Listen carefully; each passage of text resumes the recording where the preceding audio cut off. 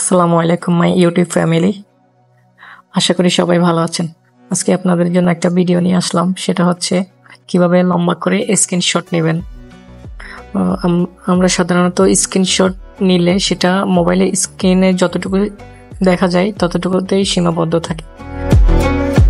তো আমি আপনাদের যেই টিপসটা শেয়ার করব সেটার মধ্যে আপনি টপ টু বটম আপনার স্ক্রিনের মধ্যে যতগুলো কন্টেন্ট আছে সবগুলো একসাথে ক্যাপচার করতে পারবেন। তো সেটা করার জন্য আমাদেরকে সাধারণত যেভাবে আমরা স্ক্রিনশট নিই সেভাবে স্ক্রিনশট নিতে হবে। আমরা নর্মালি স্ক্রিনশট নিলে কিন্তু শুধু জানুয়ারি মাসটা এখানে যেটা শো করতেছে শুধু সেটাই স্ক্রিনশট নিতে পারবো। তো আমাদের কিন্তু জানুয়ারি দরকার নাই, আমাদের দরকার জানুয়ারি থেকে ডিসেম্বর পর্যন্ত। সেটার জন্য আমরা প্রসেসিংটা কমপ্লিট করব। তো আমরা একটা স্ক্রিনশট নেব। স্ক্রিনশট নেওয়ার সাথে সাথে নিচে একটা লং শট লেখা আসবে।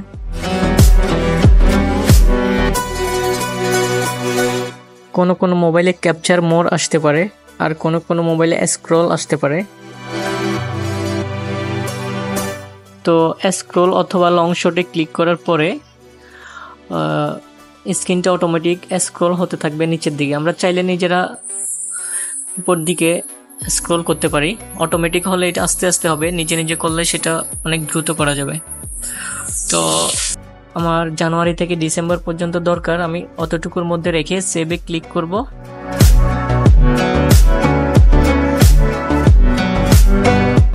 সেভে ক্লিক করার পরে আমাদের লম্বা একটা স্ক্রিনশট তৈরি হয়ে গেল।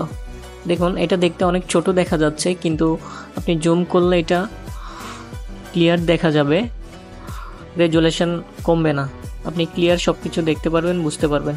দেখুন, একটা ক্যালেন্ডার আপনি একটা স্ক্রিনশটের মধ্যে আপনি নিয়ে নিতে পারলেন। এমনিতে আমরা শুধু হয়তো জানুয়ারি মাসটাই নিতে পারতাম শুধু।